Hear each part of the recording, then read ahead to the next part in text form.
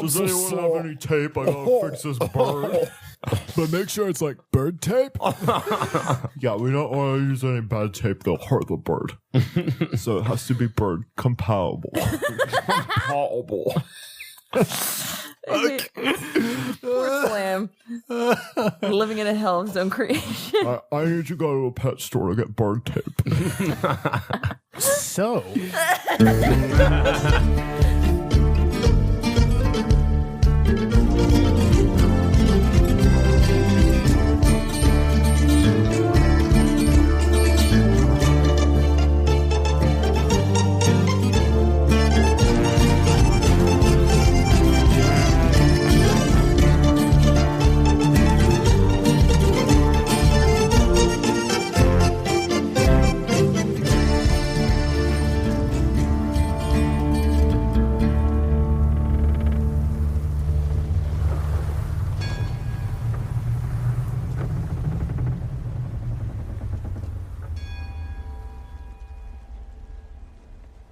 When we last left the crew of the Uhuru, they had brought back to Wolf's Tooth an unbelievable amount of loot. We had a parade. Some of it was negotiated beforehand that would be definitely your crew's property. But the bulk of everything, the bulk of the supplies and whatnot, were supposed to go to Wolf's Tooth itself, being your partner in the endeavor, providing repairs for your ship and safe harbor and all that. The issue is you didn't really come away with a lot of regular supplies. There wasn't a lot of food and salt and spices that you stole from that ship. What you did steal is something that's even more valuable. A ton of featherweave. And the Wolf's Tooth crew revealed, or Sonia revealed, that she has scissors that will allow you to cut the featherweave. So this town has the ability to divide things up, but they also want a 60% share. The 40%, if you were to walk away with 40%, that would still be enough to keep your ship going for a long time. Mm-hmm. But if you were to walk away with more, you'd be able to do an unimaginable number of things with it. That's just so much of this valuable material. However, the Wolf's Tooth people did sort of threaten that you wouldn't be able to leave unless they took the 60% share, which is when Travis proposed the idea of gambling over it. You are about to sit down to a private Illimat table, betting exclusively over the share of this featherweave that you've pulled away. If you win, you're going to get 60% share of the featherweave. Travis, where are you right now? It is right before the game. What are you doing to like psych yourself up? What's your pregame ritual? I'm at the bar. What is this picture of you at the bar? What do you look like? So I have a quick question. Yes. I feel like Travis needs to drink a lot more than a normal person to get any sort of buzz on. Mm-hmm. That's interesting. I don't think that's the case. You don't? Okay. Because I think with you, one thing that we discovered sort of recently is that Travis gets a new body at the age that he is every time he transforms. So I think you operate like a normal person. It's just there are no long-term injuries or anything that's going to affect you. Gotcha. Then never mind. Yeah, so he's at the bar. Also, what time is it? Well, what time did you get back? You got back like kind of early morning. Midday. Oh, midday? Okay. So there's no chance of this turning like tonight anytime soon. Oh boy, that's right. No, this is going to happen during the day. This is going to happen during the day before sunset, and that's something that Travis probably requested or negotiated for. What do you think Travis's signature drink is? Ooh, something difficult. Oh, it's extremely difficult. Yes. I guess we could just come up with a name and then figure it out later. Yeah, I think come up with a name because that will give me a lot of flexibility as I try to invent this cocktail with you. But it's probably going to be something that is dark liquor based. Makes sense, like a rum or something. You could go with gin because gin is going to be easy to distill. Both gin and rum are easy to distill. Anything whiskey based like that just takes a long time. So unless you're drinking straight moonshine. Is there a way to make a drink that sort of, it's kind of done and then right before it's served, you add a thing that changes the color of it? that is easier to do with clear drinks than it is with brown drinks, but we can try that. Okay. So what colors do you want involved in this? I don't know. But so it's something we're adding a shot to something essentially. So that it looks like one thing. You add the shot and then it like changes the color. What flavors do you think are involved in this? Is it fruity? I don't think it's spicy. Fruity. I think it's like woody. Yeah. Okay. Oaky. Okay. Yeah. This tastes like a barrel. Yeah. I like smoky. And I like the idea of maybe there being some spice involved in it in some way. Okay. Mm-hmm. So it's a darker thing. So yeah, what's the name of this one? The changeling is a little on the nose, I think. Yeah. Is this something that you've been drinking for pretty much the entirety of your adult changeling life? Yeah. Or is it something that you've only recently discovered? It's like, oh, this is my thing. I think it is a very old cocktail that is sort of out of fashion, which is why it's difficult for people to make because they don't really make it anymore. Mm-hmm. But it's then maybe it's like kind of a seafaring drink or like something that's associated with the sea because then no one associates themselves with the sea anymore. Yeah. Oh, yeah. And you definitely would have come from an era where people would be ordering maritime themed drinks instead of sky themed drinks. A crow's nest. No. Crow's nest. The anchor. Ooh. The Tempest. The Maelstrom. Ooh, the Maelstrom. The Maelstrom. I like that. The Maelstrom is something in this world too. So yeah, you order a Maelstrom, and it's one of those things that like you know that you can get it here because you've been to Wolf's Tooth before, and like you recognize it, and it's probably one of those drinks that every bartender is taught how to make or knows about how to make, but no one ever orders because it's just too much. I think there's like a ritual to drinking it. You know how there's like with like a shot of tequila, there's like the salt and the lime, and there's like a ritual. I think there's kind of a ritual with this too. Even if it's just like they give you the drink and the shot and you do it yourself. Like sort of like a sake bomb. I like the idea that you get the drink in the shot, you have to drop the drink into the shot, that changes the color, and then very similar to tequila, instead of salt, you have some sort of like spice blend that you have to do. So like you lick the spices and then you take the drink. Very good. Oh man, I can't wait to taste a Maelstrom. Ooh. Or it could be like we used to do. Yeah. The London Fog, where you just have snuff. Here, you do a shot of Jameson, then huff up a little bit of snuff. Well, I don't think we're going to encourage that in our audience at all. I do want the Maelstrom to be something that people can actually drink if they want. I've never heard of that. It was like a rite of passage at Comedy CSC, Sports. Yeah. Really? It's awful. I bet. Yeah. He's just kind of like not nursing it, but like taking his time, savoring it. Yeah. I think there's an older person working at the bar. And like when you order a Maelstrom, there's just a moment where they go, I haven't had a person order a Maelstrom in years. This is the same bar that we were at before. Yeah. Travis says, you don't say. And then he kind of looks over to the wall where there was the carvings. Yeah. And he like gives you a strange look and then thinks nothing more of it. It's a huge celebration thing. Like there are people partying all over the place. The people who are really into Illimat in the crew, like everybody plays, but there are definitely groups of people that play harder than everybody else and typically gamble, if not over wealth that actually comes onto the ship, they'll gamble favors and jobs on the ship between each other. So like there's a huge celebration of people that are off, making merry with the people of Wolf's Tooth and just like celebrating the huge windfall everybody had, and the Illimat people, especially because there's going to be a game that is going to determine this split, are all talking strategy and talking about this game in a corner and looking over at Travis, because Travis is notorious on the ship for being the best at this game. He has a consistent winning streak. He doesn't play all the time for money or anything, but when he wants something, he gets it by playing. He'll play many, many casual games. He'll do a lot of different reads with people as far as luminaries go. But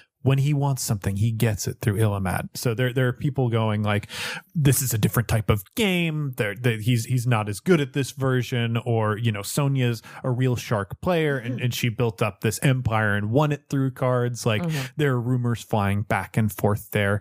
I want to know where Gable and Jonnet are in this mess. I think we're close to him. I think we're like, I know he's trying to be by himself, but we're part of a conspiracy at this point. And like all of our winnings are pretty hard won. So I'm personally very nervous about this. Jonnet right now, he's still got it kind of like a little triggered from getting drunk at this bar a little bit ago. So he's like staying away from any kind of liquor. At one point, he like tries to look around to see if the girl bartender is working, but she doesn't have this shift. So he's kind of like a little bummed out, but he's like, oh, I hope she remembers me. And I guarantee she remembers. Very pointedly, you told her to. Everybody is like celebrating and talking cards, but like Jonnet is like trying to like find out if there's anything like that he can order for breakfast because he's kind of hungry. And he's like trying to just keep eyes on Travis. So, How you feeling? everything- Never been better. How about you? no, you've just made some very interesting decisions lately, and we want to know how to support you and this lifestyle that you've chosen. But basically, I want to know how you think you're gonna win. Oh, well, okay, but No, tell us. You're so calm. Well, I'm going to play Illimat and win. What do you mean? How am I going to? I don't know. You play this game all the time. Are you sitting on like a special strategy? What are you hoping for? I'm not hoping for anything much, really. I'm hoping to have a good time. then what? Why?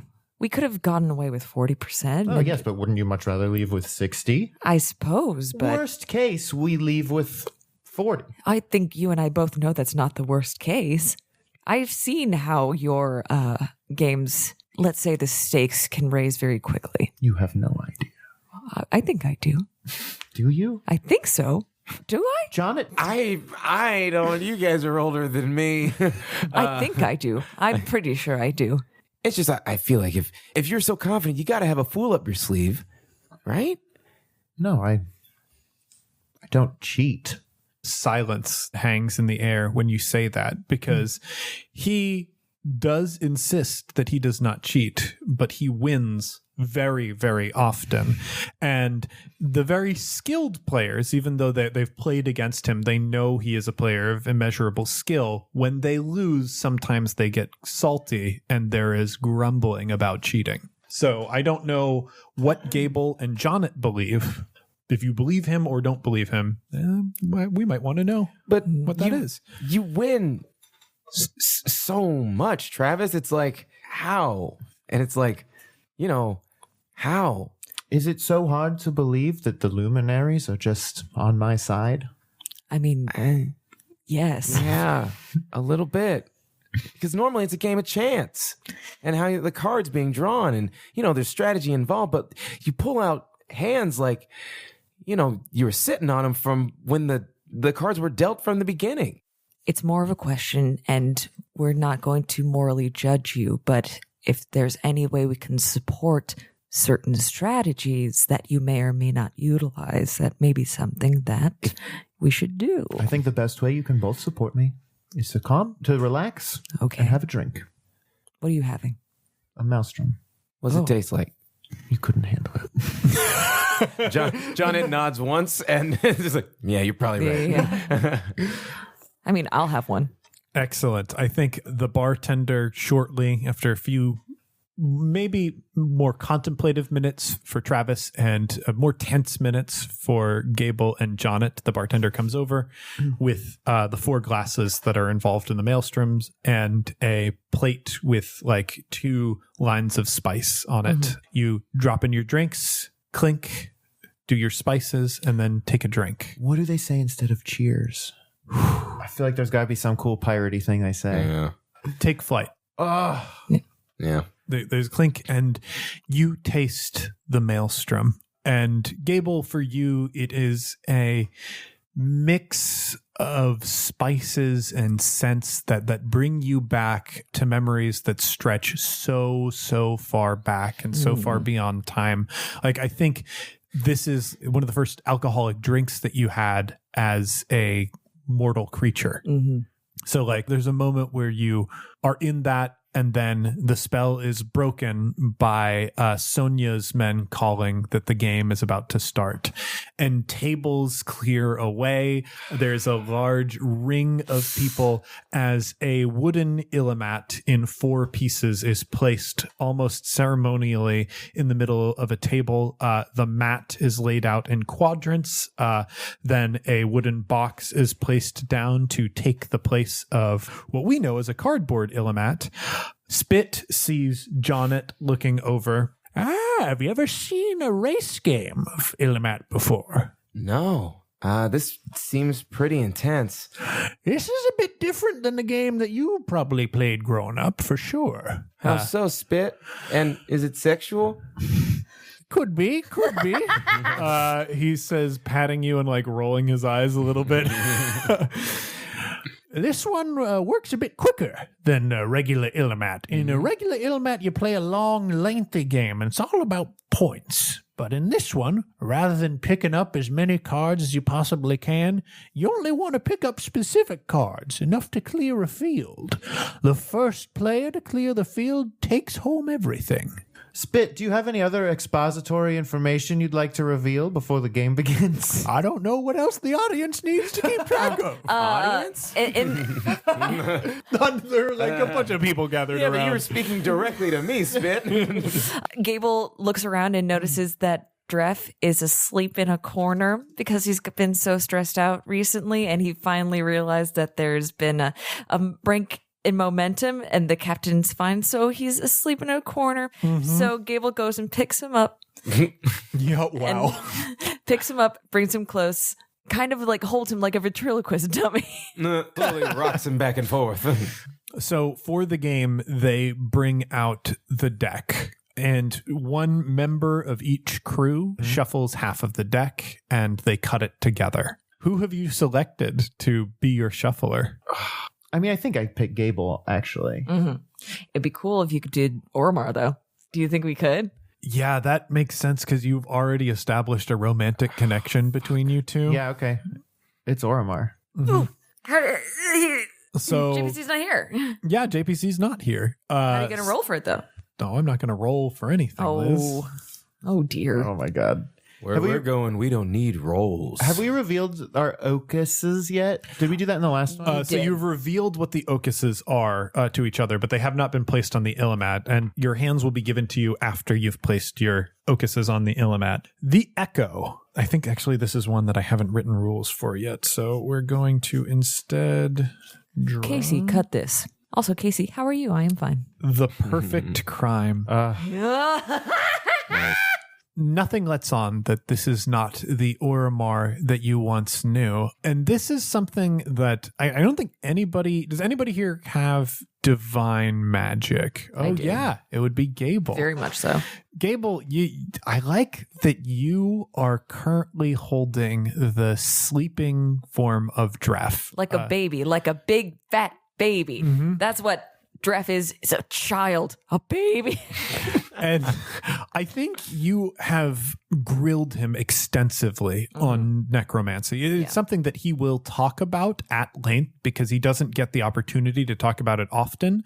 But you had certain moral imperatives that you were trying to sort through as you deal with the whole issue of necromancy generally. So you had him explain it to you very, very carefully. I think what I'm actually doing, like I'm propping him up next to me because it's like he just sort of needs to be there. And I think he fell asleep at an inopportune moment that we just sort of need him to be there. Yeah. So you like he explained to you about the strain of the different types of commands that are issued to him and like what they put on the caster and how like he is imposing his will through this vessel, and there are pre-programmed actions that he can come up with, but he has to really like work a long time to make those work.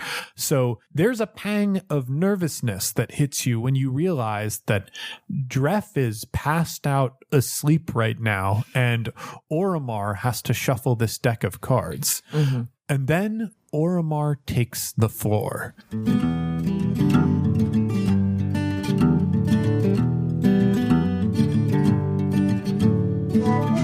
He steps out of the crowd, looking over people, exuding that regal grace that Oromar has always exuded, alive and dead. He spreads his arms out to the crowd and a massive cheer erupts in the room. He doesn't look around at people. You notice it because you know what's going on with Oromar. You know what happened to him, and you can see that his eyes don't appear to focus on any one individual thing. But to people around him, it looks as though he's peering about the room, drinking in the crowd as the successful conquering captain who managed, with only a handful of people, to take down the Civility. The legend of Oromar Vale is alive and well. He steps confidently onto the floor with that swagger that Dref worked so hard to recreate for weeks and weeks as he worked over this body. He swipes up his half of the deck of cards and holds them up to the room, and then works a shuffle. And in this, he is making eye contact with you, Travis. And you, for the most part, have been drinking in the theatricality. You don't know that Dref is unconscious right now. And for the first time in a very long time, when you are in the room with it, the corpse of Oromar Vale makes eye contact with you. And you feel the weight of that eye contact. It bores down on you. There's a moment that feels like the moment when you touched that angel feather not too long ago, where it seemed like the rest of the world winked out and you saw and felt those eyes on you. And now you feel the pressure of these two eyes looking at you momentarily, like the prey animal that lives inside you. You feel the presence of a predator as it sizes you up. He finishes the shuffle, and the spell is broken as he places the cards down on the table and looks away and returns to the more calculated automatic movements that you'd come to expect from a walking corpse. Gable, you saw that unfold, and you look down to the sleeping Dref next to you, and that's something that you'll have to trifle with at a later date.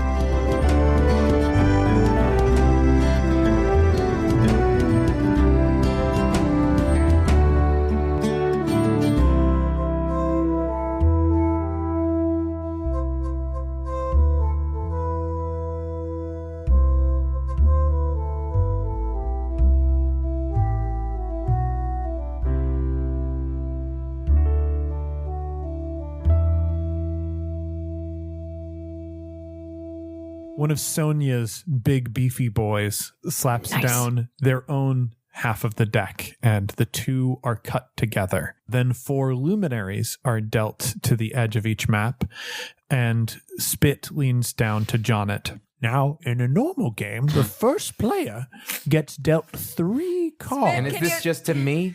This is just to you. I can't hear you in the back. Please exercise this way. Traditional hands in Illimat get played with 4 cards, but as this game is all about speed, each player is going to start with 3, even though only one is going to get the advantage of the unsoiled Illimat.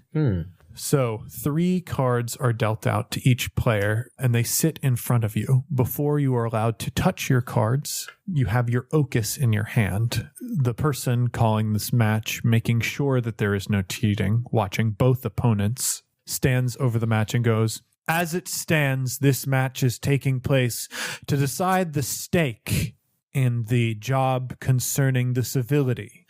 An overwhelming number of yards of featherweave is to be divided between the crew of the Uhuru, who risked their lives, and the town of Wolf's Tooth." And with that, the crowd, of course, howls. Who provided safe harbor and repair services for a ship that desperately needed them. We've come to each other as siblings. We have entered into this venture together, and now we must determine who is owed the greater share. The Uhuru has selected Travis to represent them. And at this moment, you would place your Ocus on the box. And representing Wolf's Tooth will be Sonia. You know the stakes. The first player to clear a field and claim an Ocus shall gain the 60% share for their party. The losing party promises to part with no hard feeling. You look at each other, you have agreed to these odds, and you're allowed to pick up your cards. Can I ask a quick rules question? Yes. How do we draw more cards? You are going to play a card from your hand. I will play a card from my hand. Then, if this were a gambling game, before we draw up to 4 cards, we would be allowed to place additional bets. So, right now, you have the unspoiled Illimat. Just pick up the whole thing in one go, or you might not. Also, this is oriented towards neither player. Usually when you play Illimat, the starting orientation depends on who dealt. Because no one is dealing, because this is a game that is neutral, it will face either east or west away from the opponents. And that's usually negotiated. So you can tell me, Johnny, I think I can even allow you to have won this negotiation. Do you want the Illimat to be facing east or west? East. Okay. Do you want one of us to like say what the cards are when you put them down so you don't have to worry about it? Or do you want to Now, narrate it? Johnny, as you can see, he's putting down We've got these 4 luminaries here. I feel like we have to figure out who gets to go first, because that could be a huge advantage in this type of play. So I think we each pick a luminary to flip over. Sure. And that will somehow determine who goes first. James has drawn the loom. And Johnny has drawn the drought. The drought. The drought. I feel like a loom wins over I feel like the loom wins over the drought indeed. But the drought is more powerful than the loom. Sonia studies the field. Sonia takes... Very accurate to how you actually play Illimat. It's like, no, Sonia realizes she's never played Illimat. She apologizes, and we get 60% of the featherweave. It was a big mistake. Sonia takes a card from her hand, the 5 of Spring, and she lays it down in the autumn field on top of a Fool of Summer, stockpiling it to 6. She places her cards down and looks to Travis. The luminaries that we do have out there, which I think revealing them does put them into effect. The drought is in play. Players cannot harvest cards in the summer field. So over here, cards cannot be harvested. When the loom is in play, once during your turn, you may stockpile a card from your hand into the fields containing the loom. You may do this at any point in your turn, either before or after your play. And this ignores season restrictions concerning stockpiling. So right now, you wouldn't be able to stockpile, but you technically have 2 moves right now if you want.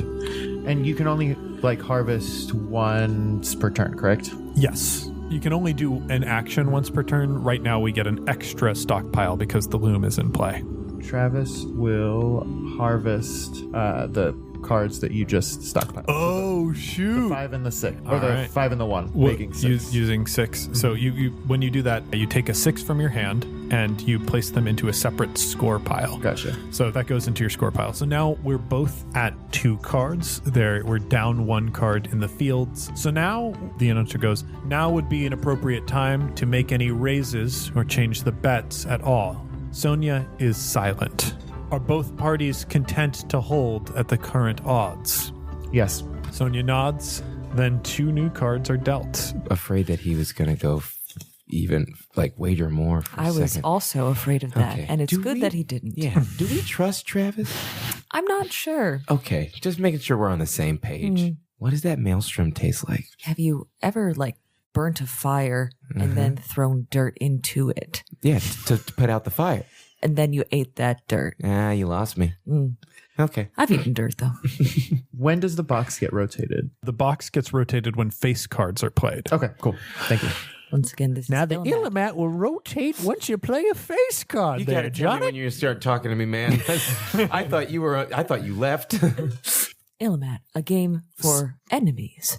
Sonia uses the Loom's ability in the Springfield to stockpile 3s into a 6 and then lock in the value of that 6. And for her other play, She is going to stockpile in the winter field, placing a 4 on top of a 2 to also make 6. When you stockpile, you have to have that card in your hand. So you have to have a 6 in your hand? Yes, I needed a 6 to do this and that. One other question. Could I, for instance, stockpile a 10 onto this 12 to make it a 22 so that it could not be harvested? You cannot go because you need the card in your hand in order to collect it. Gotcha. And the highest card you can have is a 14. Okay. I'll remind you that this fool is 1, so that's pretty flexible stockpiling there. So even though Sonia has the ability to pick up that 6 that she put down there, she's leaving it in the stockpile because she doesn't want to pick it up so Travis could come along with a 13 and just grab the whole field. You can also sow, and sowing isn't as much of a loser-nothing move in this version of the game. Travis sows an 11 into the field that Sonia just played on. Once again, we've come to the end of the round. The judge offers the opportunity for opponents to raise stakes if they would like to raise stakes. No. Sonia pauses for a moment, looking at her hand, before also deciding to decline.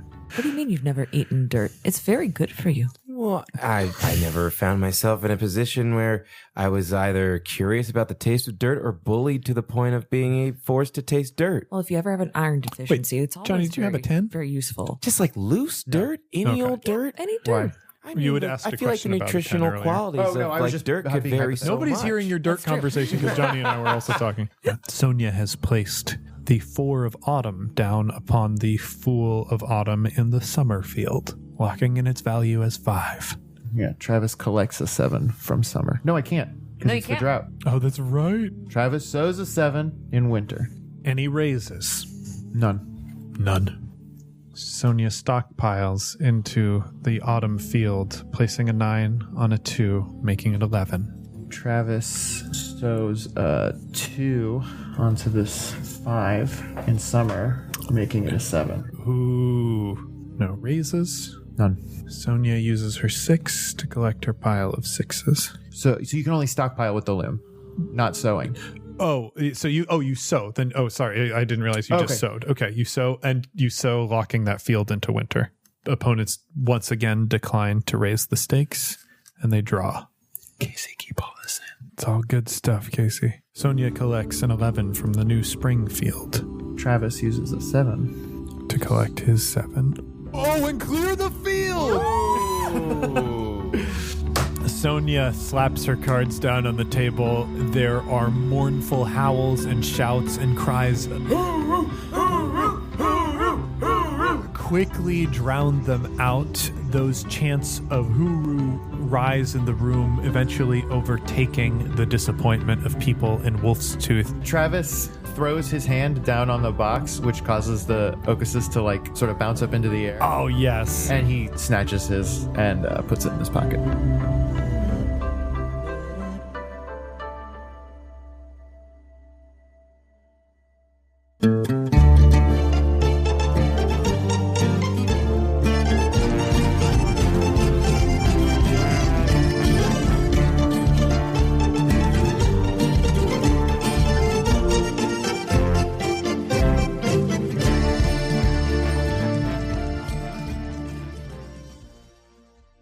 Hey heroes, welcome to the mid-roll. It's James, your host, your game master.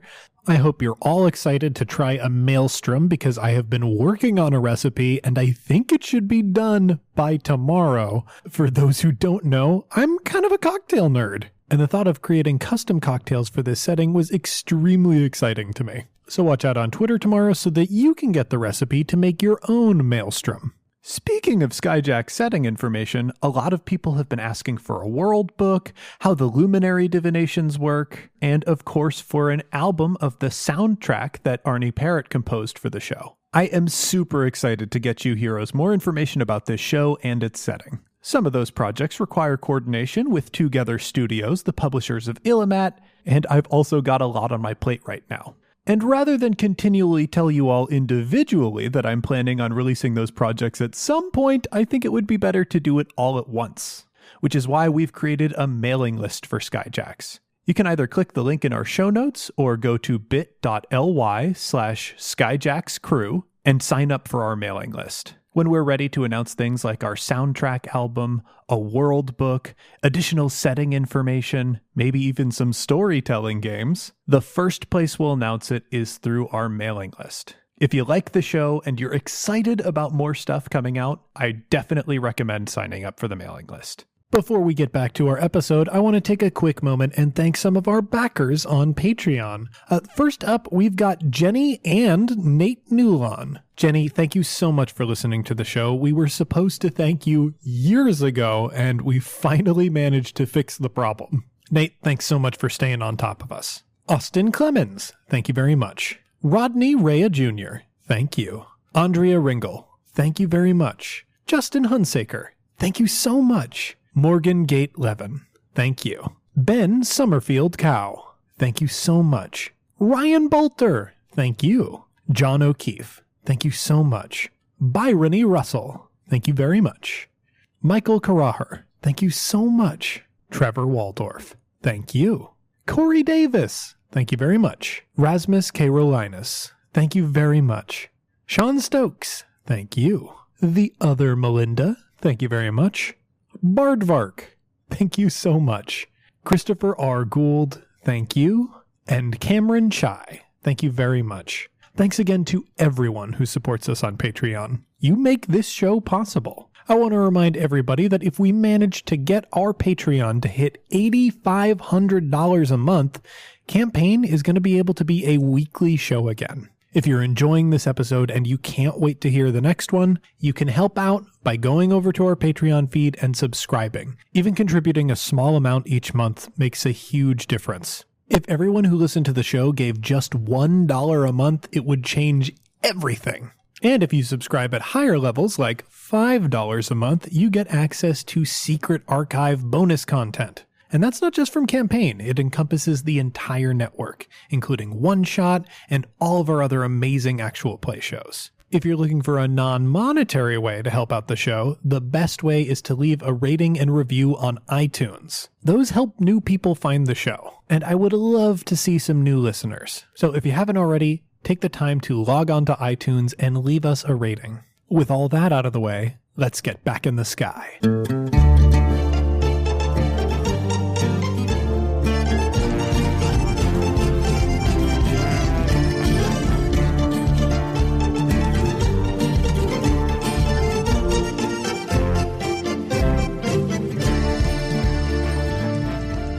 And Sonia grabs hers and places it in her pocket. I was funny. If I won, I was going to make you pay for my drinks. And seeing as how you did, I feel it's only fair that I pay for yours. That won't be necessary, Sonia. Please, this one's on me. She smiles at that and nods. Fair enough. I'm not dumb enough to pass up a free drink. She stands up and shouts, 60% to Uhuru, as agreed upon. And celebrations follow quickly. There are a lot of congratulations that come from the Illimat Sharks that were over in the corner discussing strategies earlier. There are not so many grumblings and mumblings that come from people who feel shorted, as you might have expected. As the evening progresses, I want to know, how does Gable deal with the information that they've just gotten? Both Liz and Gable don't know what happened. Oh, so are we to assume? Are we to assume that the captain's been possessed, or acting on his own? Acting on his own, or Dref has gone in too deep? There are a lot of things that you could assume coming out of this that you just don't know. You know some things about necromancy. You know how the basic mechanics work because you're trying to make yourself okay with it. Mm-hmm. But this goes so far beyond anything that Dref has described. Dref very well could have taught the captain how to dramatically shuffle a deck of cards. Mm-hmm. It's possible. Anything could have happened in the number of months that he was shut up alone in his medical wing or in the captain's quarters. Mm-hmm. He does spend so much time with that body. Yeah. I think what Gable does, as soon as the game is over, they get up. I assume that we have a room in the inn. Yes. You were given that suite earlier. So as to make it seem like Dref is just drunk or something instead of wasted. Get him up and take him quickly up to the bedroom and lay him down in the bed. And then they quickly go back down and get Ormar as well, under the guise of, oh, he's exhausted from being so fantastic all the time. And Gable brings them both up, puts Dref into bed, and then puts Ormar into a rocking chair. Yeah. And then just sits in the corner and watches both. I think you place Ormar into that rocking chair and then you turn to look at it. And there's a moment where you see Dref, heavily, deeply asleep. Clearly, they have overexerted themselves in all of the work that they were doing with Ormar and coming in like very badly hurt from their adventure and excursion onto the Civility. And I think perhaps there's a noise or a knock or a crash maybe that you hear that turns your attention away from the two of them. And when you turn back, you see Ormar in that rocking chair, slowly moving back and forth.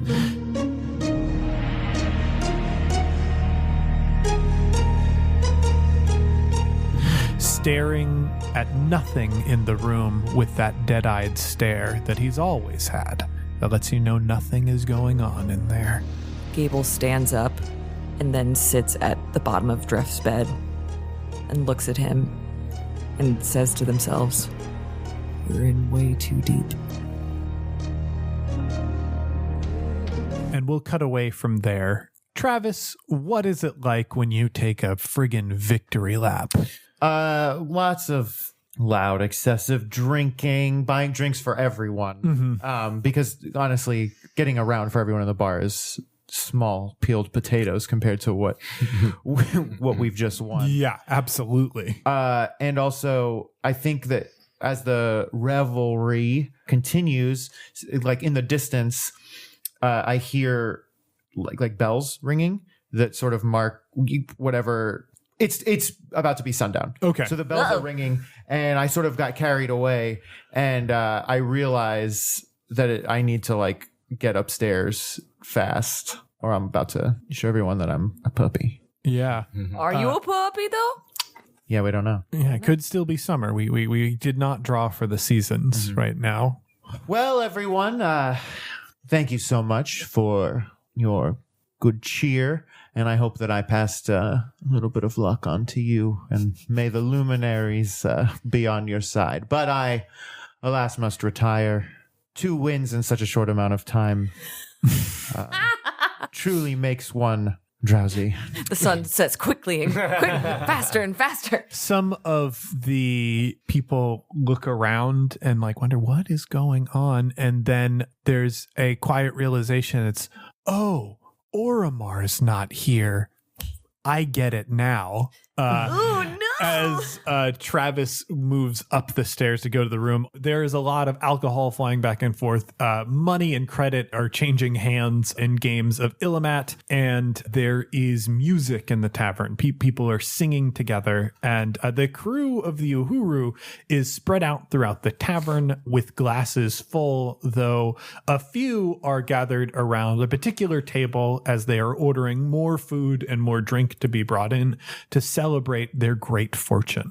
I guess like a burly man who, let's say he's part of the crew of the Uhuru. His right arm is like really ripped. His left arm, not so much. He's been flying with the Uhuru for a while, and like there was like an encounter a while back where they were boarded. There was a fight on the Uhuru, and like he was like stabbed in his arm, and it never like it's strong, but it never got back. He never got the control over it that he used to. His name is, well, wait, Pico. That's Newgrounds. Pico, I think that is Newgrounds. That's Newgrounds. Okay, no. Let's just go with Pippin. And he's talking to someone else who has one very strong arm and one very weak arm.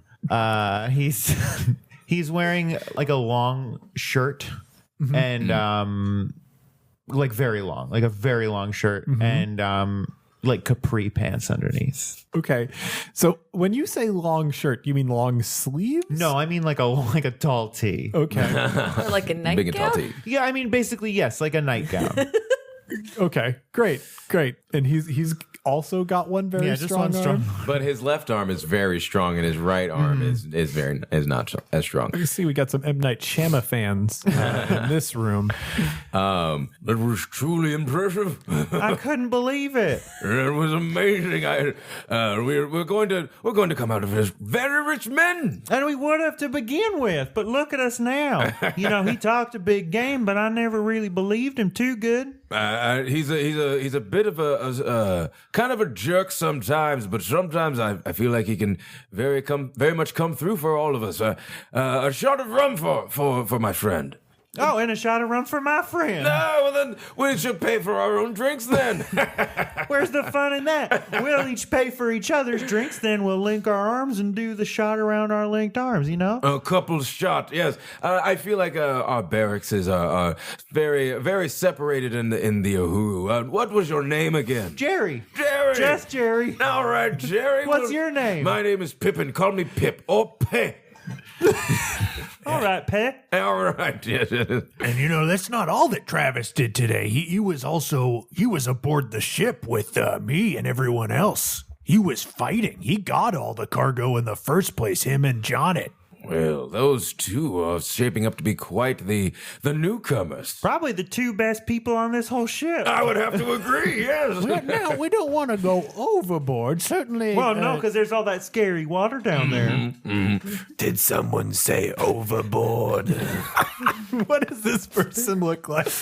So, this is a man who chooses to drape himself in like clothes that are also made of netting. He has a pierced ear, and in that ear is a big dangly like anchor.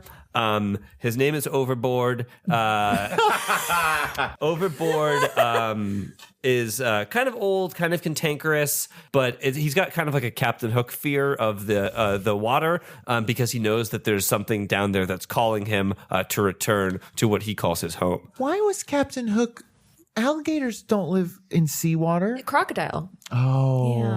Yeah, it's not crocodiles with this guy. I that was maybe a misnomer on the Captain Hook there. But yeah, he's got a very complicated relationship with the sea. Is there sea life in the netting? I feel like there's like a starfish or something. I mean, it would make sense if there were, but I mean, yes, there should be, but there's not, only because he doesn't actually go near the sea, you know? It's just, he's kind of like chosen to style his clothing this way, not so much like there's like shrimp and stuff in there. Yes, we said overboard. I was taking a nap, I was. I said it more as a figure of speech and a metaphor, but I can see how it might have confused some of the more intoxicated members of the crew. All I'm saying is... Who are you calling a moron? I would be justified if I wasn't doing it before. I'm doing it now for sure. You're lucky I like you, Spit. Yeah, you do, and it's sexual. I have to say that I have been incredibly impressed with Travis, says Wasp, who is at the Wasp, where has she been? Cooking. Yeah. table. Yep, Makes cooking, counting food. I don't know, whatever chefs do One aboard bean, two ships. bean, three bean, blue bean. A salad. 2 salads. He handled himself quite well in that negotiation. We have to face facts. The captain has been off his game, and this is the first time he's taken Travis with him, and 2 successful negotiations in a row. Why we kill the captain? What are you saying? Why we kill the captain, please? No, stop trying to mutiny. Please. No, I don't know why you're so interested in mutiny as an option. You suggest it every time, no matter what. I just think that it's a good way to change the guard. My name's Mickey. I'm very small, and I'm one of the other 3 very small people. Mickey! We never played in the middle. The Uhuru is made up of like the most jacked, huge, hulkish motherfuckers, and then the tiniest, Sick children. It's also people that are like age 21 and age 85. Like there's no old people or young. It's just like My name's Mickey, and there are 3 other people like me who have just the same voice, but we're different people, so we could be in any scene we wanted to, really. We should mutiny, please. Mickey, I'm saying this for your own good. If the captain hears that, you're going to be drawn and quartered or worse. I know, that's what I'm going for. Or you could be thrown into the sea. Oh, I'd rather not do that, but being drawn and quartered means it would stretch out my limbs so I could be bigger. But trust me, Vale has very little patience. We don't know what happened back on that island, but, you know, Calavar ain't with the ship anymore. And Calavar was a lot of things, and ambitious was one of them. And if those ambitions started to stretch farther than Oromar's arms, well, he'll pull you right back. And we've all seen how long his arms are. They're very long. Well, how about we just make Travis the new captain? No one. That's we're not, also a we mutiny. don't need a new captain. Why not? Look, you can say what you want about the hard luck that we've had, and it's been bad, but Oromar led that attack. We all know that. And Oromar hired all of those people who took down the Civility. We're part of the ship that took down the Civility. They'll sing songs about us. Yeah, they certainly will. I don't know what it was like where the captain was fighting, but over on deck, it was a pretty grim scene. We barely made that out alive, and the captain came and he was fine. Dref looked a little worse for wear, but he kind of always looks that way when anything happens. He's a pretty creepy guy. He's kind of got a creepy vibe. We should tell him. Not now. Definitely the creepiest one on the ship. I agree, and I think that Easily. if we let him know, maybe he'll stop being so creepy. Maybe he'll wash his jacket for once. He might take it as a compliment I'll that wash we his care jacket. about him. I'll do it. No, you'll get sick from the fumes of the cleaning fluids. That's true. That's how all my 5 other brothers died. I feel bad for Dref. He's always, held up in those quarters of his. He doesn't get a lot of time to mix with the crew. I think a little gentle ribbing will help him feel comfortable and at ease with everybody else on the ship. So it's settled. We will all gently rib Dref, and to show him that he's an accepted and welcome member of the crew. I agree. Maybe 4 to 6 meetings from now, we'll give him a good ribbon. Yeah, I think we all need to work on our zingers for sure. So, I have a question. Why doesn't anyone feel it's strange that the captain has begun hanging out with Gable and Travis? I didn't know we had a little sick French boy on this ship. I'm a very well French adolescent, thank you. And I have this entire bag of asbestos just as my friend. And it will do no harm to me. I would say that, yes, that was strange if we hadn't gone through this experience where those people had proved themselves quite capable. I mean, we all remember Calavar's time aboard this ship, and Calavar and his retinue of collaborators definitely steered the captain well for quite some time, and I was as disturbed as everyone else to see that they didn't return from that island. It was a sad day. Very sad, moi, oui. But Gable has certainly proved a capable fight commander, and they, I think, would do well to lead other battles based on what Wendell has said. And, well, we all know how talented Travis is now. I think it's time that we recognize formally that these people hold important positions on the ship. Now, what would you mean by that? Yes. What do you say? Oui. Oui. Oh, I did not know you two were here. I'm sorry we had a meeting without you. Just be sure to send me an invite next time. Oh, I send you an No invite. problem. Evite. I'll send you my invite. It's where I send my little friend E, and he invites you over. He is somehow smaller than the rest. One of the 6 small children that we employ aboard the ship? It's me. I'm talking about official positions. Now, Gable, for the past couple of months, has unofficially been filling in as quartermaster. And I think Gable is capable, but I think they make a better helmsman than they do quartermaster. I think you be wise. Do not tell Gable that in person. He will be very insulted. Gable wants to get into a conflict with the cook aboard the ship. I don't think it would go too well for them. I will not get in the middle of it. Yar, if we be talking about switching people's titles, I don't think I want to be the HR coordinator for very much longer. Now, why not? You've been doing a good job. Honestly, it's such a bummer to read all of these negative reports. No one ever comes to me and says, overboard, I'm having a positive experience aboard this. Yeah. Of course it is. I'm sorry, we couldn't tell. When you drink, your voice fluctuates a little bit. I just woke up. Overboard, have you read my report, my benefits request for all of my various diseases? Okay, let's not all start announcing our anonymous requests in front of a public forum to Overboard. I just think it would be good if sometimes maybe we had some avocados on the ship. I know they're expensive, so maybe we do. What do you think an HR coordinator does? That is most certainly a request either to me, the cook, or to the quartermaster. I don't believe you. I sent in my forms for having an onboard relationship 3 months ago, and I'm trying to bone. Come on. Look, if you send in the wrong form, I can't process it. Well, then tell me I sent in the wrong form, all right? If I tell you that you sent in the wrong form, I'm admitting that I processed an incorrect form. Well, then you need to be okay with making a mistake. I don't want to be HR coordinator anymore. Look, someone needs to tell us where to send these forms because we are all very horny and no one has had any sort of sex. That's right, no one. Especially me. It's disturbing, really.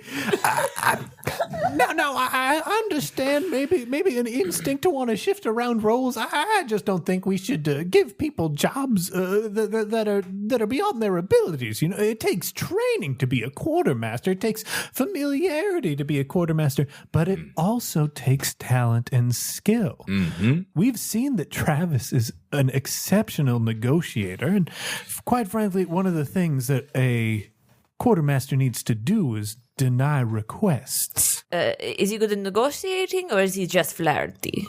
Sometimes they're both two sides of the same coin. Really? I'm so bad at flirting. I'll never be a negotiator.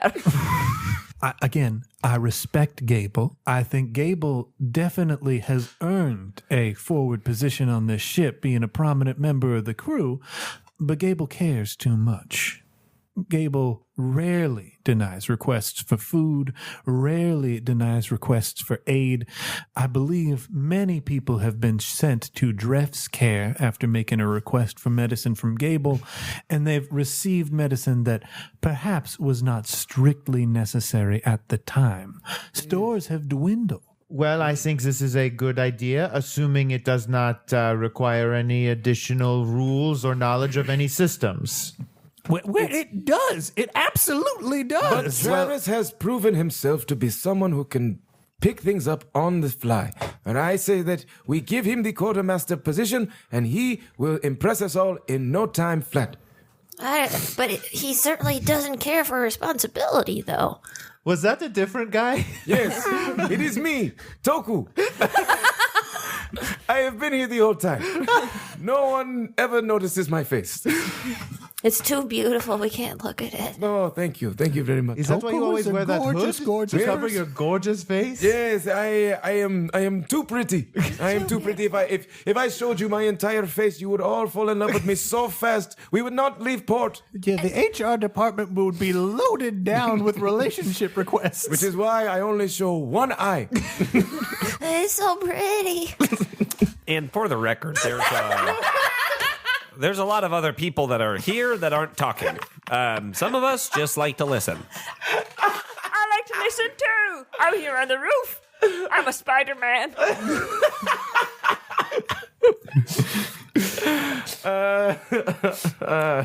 Speaking of people that I think need to be recognized or elevated a little bit, Jonnet, I definitely feel, falls into that category. We all saw how he handled himself, moving on those lines. And he and Travis together got all that cargo, and we know Travis doesn't like work that requires him to move things around. Plus, he started off as a dog then. Hey, the two of them working together. Wait, what? Are we supposed to know that, isn't it? Oh, no, wait, never mind. That hasn't been made clear. Okay, no, that didn't happen. All right. He's just ugly as a dog, am I right? Yes. He's dog-like. He is very dog-like. Sometimes he's bird-like. Like small, like a bird. Like a ugly bird. I'd really like to draw our attention. I feel like we've talked about Travis. We all know Travis. His, handsome face and his, sort of cavalier way that he walks around the ship, and the looks that he give you. He just glances at you, and in that moment he could have you if he wanted, but he doesn't. It's a little too much for us, isn't it? I think you are projecting. Definitely sounds sexual. But what sort of work would you want to give Jonnet? He's mastered his knots and things, but I don't. The boy spends most of his time on the front of the ship. What if he seems to have a knack for wanting to see where the ship is going? What if we give him a map? Let him tell us, let him be the one plotting courses, navigating, stargazing. You saying you want him to be a star watcher? Yes. I feel as though he's young, he has much to learn, he's got his wits about him. He could grow into being a very valuable asset. I'm sorry, but I have to chime in here. He's 15 years old, so if we want to give him an official position, he either needs a work permit or he needs to work 20-hour weeks, which means plenty of breaks. Well, I think this is technically considered a family business, isn't it? What? Oh, are you kidding me? Of course not. My dad's here. barely an LLC. I had to file us as an S-Corp. I definitely think of us as family. I feel like we've grown so close. All right, that's all good and it's mushy and it's gushy, but a legal definition of a family business is a little bit different. Is I go to this restaurant and every time I go, a little boy gives me my menu. He can't be more than 4 years old. Well, Every time. I remember we've gone to that place together, that garden, and when we are there, it feels like we are family. Yeah. Look, I just like all that's the right. breadsticks.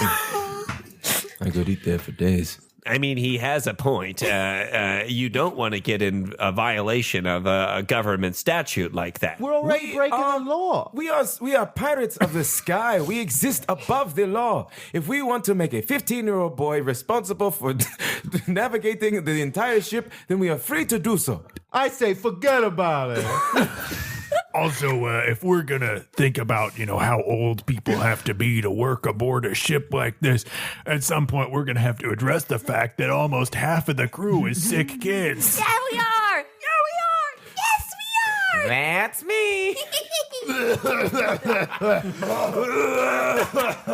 We're actually covered there. Legally, we have them listed as prisoners.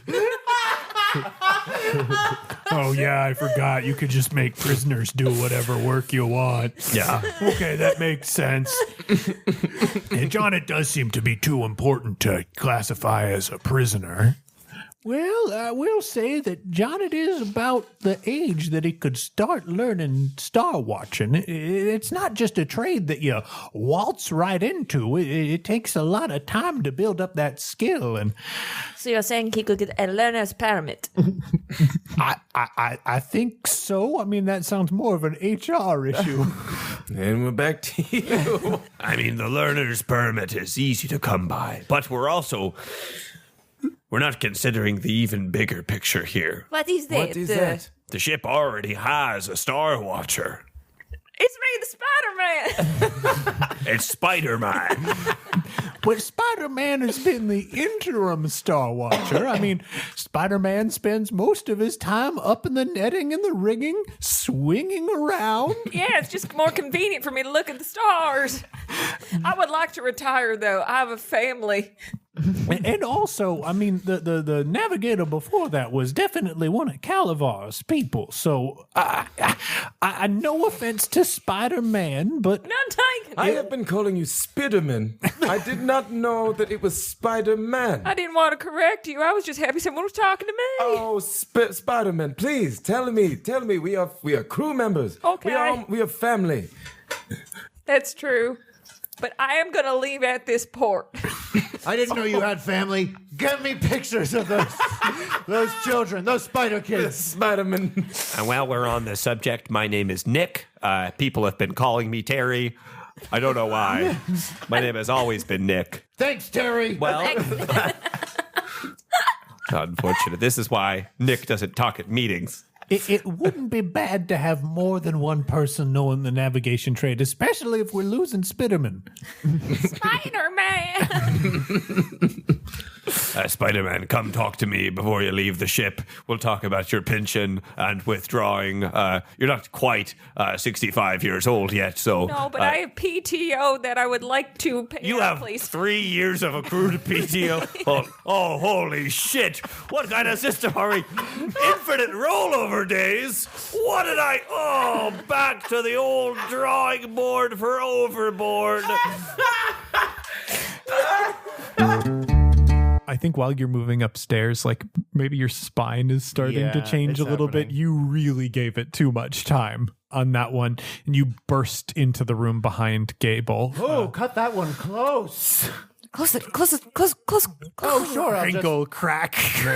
All right. Just get in here. I'll wait for you to complete. Yes, please give me a moment. While like there's this crackling, the door busts open again, and Jonet comes in. Like, Jonet, please, I'm indecent. oh, and he slams the door. Maelstroms are bad. They're very bad. I told you. Oh, Well, place it on the floor. yes.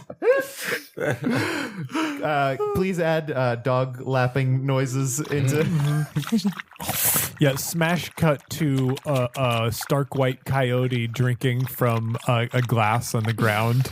A drunk coyote. Yeah, he's gonna get drunk because coyotes are only about 40 pounds, and that is a drink for an adult human. And I think there's very little dignity to this action. Like Travis, to maintain balance, his legs are splayed out in a weird way, and he's like really forcing his nose down so he can get up every last bit of this drink.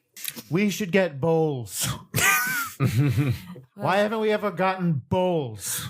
Are you going to carry around a bowl with you at all times? Just at night. Just your night bowl.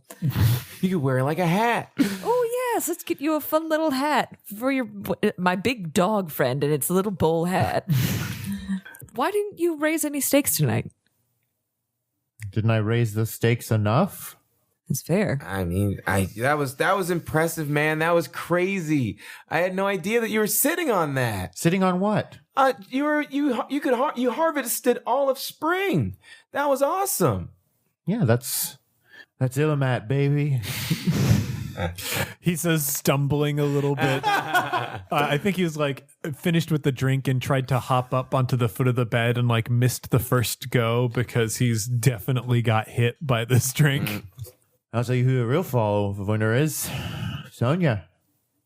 Right? What? No, she lost. Yeah, the fool. She's the fool. Oh, the Fool of Winter. Or the Fool of Winter. I thought I heard Fool of Winter. No, I'm the fool of winter. She's Yeah. the fool of winter. Do you want a bowl of water or anything like that? Oh, now we have bowls. No, we don't. We don't have bowls.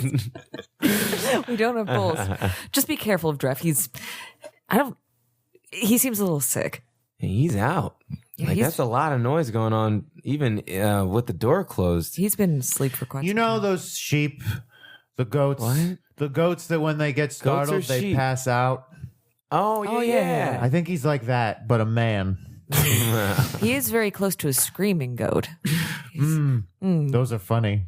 Yes, they are. What's your favorite thing a goat screams? Oh, Mine's ah! mine's Yeah, that's what. Yeah, just the straight blood curdling like one note scream. Yeah, That's my ride. My Uber's here.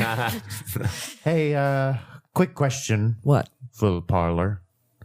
Did anyone else get a little freaked out when Cap was shuffling those cards? What do you mean? I don't He know. really took the stage. It was kind of awesome. John, Dref hasn't been awake. What? Dref hasn't been awake since we first got here. I don't think that. I mean, then who would tell the captain how to do that? Why'd you let me let him do that? Why'd you let me let him do that? He must I have been didn't- awake. You can't do that. I without didn't the think that captain. he just got up on his own. I didn't know what I was going to do. I think I was just going to wait for him to not do anything, but he got up on his own. That was like the most focused I've seen him outside of like combat. That was intense. He owned that room like it was his. Things have happened where I think there's something else inside of the captain, or there's some other force that we are not familiar with. I do not care for this revelation. Okay. What? Okay, so what is the captain okay, or is something wrong? I think we should hope that he's not okay. I'm more worried about Dref. The room is filled with the rhythmic sound of the rocking chair moving back and forth over the creaky old floorboards of the building. You all turn to look at the captain.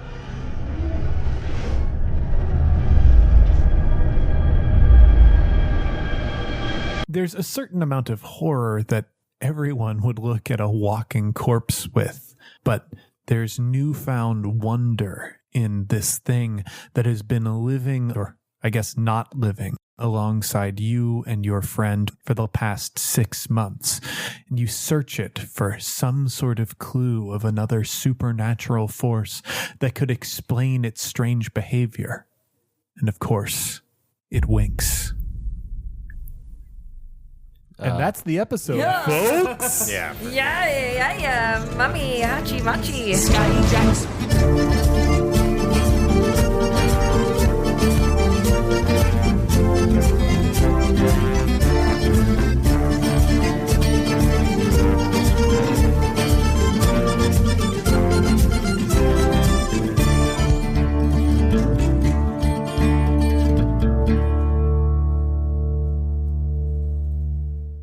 All right, hi everyone. Huh. Yeah, Spit is sick or tired or Thank whatever. God. He sent me to read the letter today. Thank the Lord. Yeah. Well, I could attend to him if he is indisposed. Yeah, he said it was definitely the kind of sick that Dref couldn't help, and to keep you as far away from him as possible. Well, if I know Spit, then it's probably sexual. Oh, he's embarrassed. Mhm, He shouldn't yeah. be. We all know. Yeah, we all know, but it is true. There's nothing I can do to help him. Now, I do have the letter here, so I figure, in lieu of Spit, we just got to do this dry. Yes. So, Sure. Ugh. Do you need anyone to help you read the letter? no, I can read. Yeah. Okay, I wasn't saying. Yeah, no, no. great thing for you to assume. No. Just because I have huge muscles that I can't read. I didn't mean to offend you. Do you? What did you mean to do? I just embarrass you. Can you I go get guess. Slam instead? Can you go get him, please? No, Slam definitely can't There's read. no way that Slam can read. So I'm, but will I make it I see how it. Slam's eyelid muscles are physically too huge for him to open them enough to read letters. That's why he Mhm, cries yes. all the time. Yeah. It's a lot of pain. But Just- the sad thing is when he cries, again, his eyes are closed too tight for the tears to escape. So they just fill up with tears inside. Yeah, and he can use his eye muscles to squirt out the tears, and it'll actually cause like physical pain to someone if those tears hit you with just such force. Yeah, I sent a drawing of that and sold it. Yes. Anyway, These are real physical properties of the human. well, you're a doctor, you would know. Yes, I know. That's why I said it. I can read. Dear Through Captain, the eyes and- Dear Captain, are you plagued by sky barnacles? Are you constantly losing crew overboard, trying to remove cliff swallow nests from fouling your rudder and machinery? Do you keel haul unruly skyjacks only to find them grievously wounded by growths of cloud coral instead of merely terrified and subdued by their brush with the void? I'm working with other ships of a similar class and rate. We at Hempel & Sons Paint have found the ideal formulation of aeronautical anti-fouling paint to prevent unsightly performance-hindering buildups of airborne organisms, large and small. We also have the most competitive prices of all shipyards from T-shirt. If you come to our offices with this letter within the next 6 months after receipt, we can guarantee an additional 15% off any associated labor costs. See you soon. Sincerely, Janice Hempel IV of Hempel & Sons Paint, 17 Painters Way, The Shipyards, T-shirt, 10287. How did they get our address? Well, I'm Sounds not like a sure, but wonderful deal. if there's one thing that I know, it's a grift when I see one. Well, You can't grift a grifter, and I'll tell you what, this is no grift. It's not a grift. It's not a grift? It Well- sounds Well, from toe our to tip. ship has not been affected by any of the multitude of different things that they listed in that letter. Well, probably- It is just a matter of time. Probably because I've already gotten the paint before, Oh, yes. and that is probably how they got our address, is because we are a customer. They're on. We're on their list. I thought you unsubscribed. I mean, you can unsubscribe all you want, but once you get one of those catalogs, you're getting a mailer till you die. I'm so upset. Quite honestly, all of the things that they described sound so horrible, even though I have never experienced them, nor do I know anyone who ever has, that we should take immediate action to do some preventative maintenance on the ship. That's Well, how they again- get you. That's how they get you. That's how the grift works. They make you scared, and then Oh, you get I think paint that this you is don't not a need. grift. Travis mentioned this was no I grift. don't- Yes, this is not a grift. And like I said, we've already done this. Yes. So I believe This if- is not new territory. No, if anything, we've received this information in error because we're already. I mean, we pay for their subscription service. They come. How long was our liability on that? What do you mean? Did they say that it was going to last 5 years, and then all of a sudden, oh, we have a great deal a year later. You should really get this done. Well, no, it lasts for 5 years, but we get it updated. We get a new coat every 6 months, just in case. And the thing is, it pays for itself. Mm-hmm. Does it? How? If we don't get it in 6 months, it would be 15% more expensive in a year. So every 6 months, we're saving 15%. I You don't see, think so. If I you think we're just- compound that over the course of 5 years, 15 times 30, we save 150%. But what if we paid zero? If we paid zero, then we'd our be, boat would be covered with sky barnacles or That's- whatever. I've never seen a sky barnacle. Because we've got the paint. I don't. I think. I don't understand how you don't understand this. It's a self-fulfilling prophecy. But in a Causation good is- way. Gable, I'm sorry, do you represent some sort of competing painting business that might be able to offer a better deal? If that's the case, I'd love to hear I'd it. love to hear As it. Yeah, a sell us your paint. As a matter of fact, I don't work for any paint companies, but I do have a really wonderful a Holzman that I really think I'm going to get him on the Sky phone if really don't- quickly. We're really stretching the limits in this setting to their maximum, aren't we? I mean, but if you must use the Skyphone, remember that all calls are long distance, and the carrier charges a premium rate for those calls. The carrier pigeon charges. yes. Unless you, of course, dial 1010-220 before you place the call. Of course I do. Of course I do. The fool who does not dial 1010-220 before placing a collect call with Well, a carrier actually, pigeon. what I do with collect calls is that I kind of cheated a little bit. Whenever they ask for my name, I put the message inside the name. Could you give us an example? I Oh, can't picture that. Say I were Maybe to have something classic and iconic. I don't know. Perhaps say I were to have a child. I Yes. can't Okay. physically cannot. Absolutely. Do I have sexual organs? Who knows? But if I were to have a child and I wanted to tell perhaps a distant relative that the gender of the child, gender is a construct, but still, perhaps I would say When that doesn't really apply to you. I'm perhaps I would say we had a baby It's a boy as my last name, so they could say we had a baby It's a boy, they would- and They would say, Bob, he had a baby. It's a boy. Yes, that's what he would say. That's how Now I that's say a my- clever grift. That's a very That is a clever very grift. clever We got to get on that grift. But that's an example of a grift. And now that I know that you are a grifter, I do not trust your opinion on matters of grift. So I will go with Travis in No, but this. this is a and that grift. this is not a grift, and this is a sound business investment.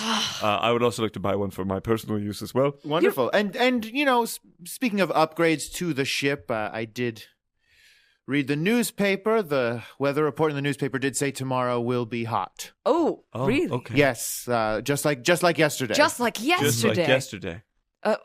You Please know, you tell me you did something about this. Well, yes. Hang on. To really get all this to pan out while you guys are talking about this, I'm going to call some Sears. Great, we're done. Campaign Skyjacks is a one-shot network production. For more information, be sure to follow us on Twitter at @CampaignPod for updates about live shows and other events we might be doing. You can find more great gaming shows over at oneshotpodcast.com. Like Total Party Kill. Total Party Kill is a weekly live stream where John Patrick Cohen, Eddie Clinker, and James Dugan play through Cephalofair Games' Gloomhaven. Join them in the stream to play along through the action and interact with a constantly changing cast of characters and special guests.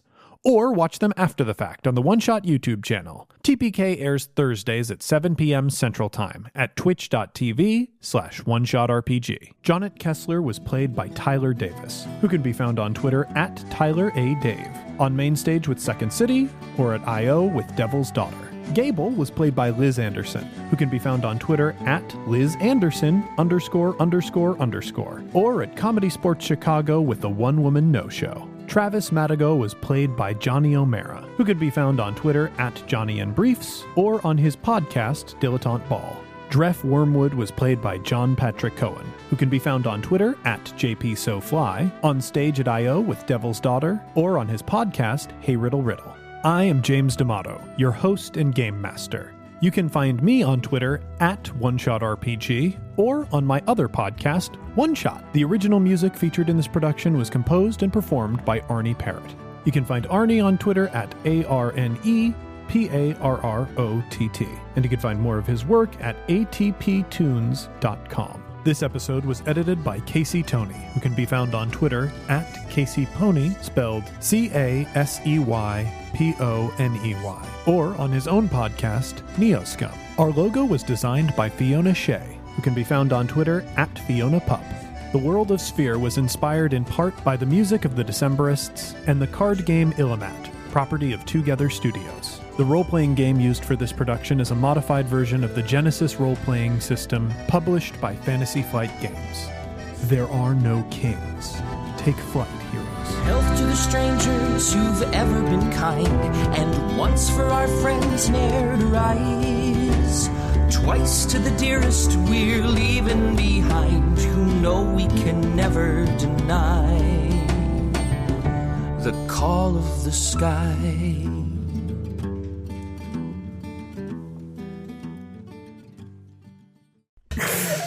I think that's it. Did we write down all of those people? I wrote down Toku equals T'Challa. Overboard, Pete, a.k.a. Terry. I like Pete Terry. I'm sad that we're losing Terry. Spider-Man. Nick is Terry. Spider-Man's not sustainable because he's actually part spider. And he's very I would have loved just like little vignettes of just like it's like a wide shot of the ship, and then you just see a Thwip. oh, it's coming out of his butt. He's webbing from his butt.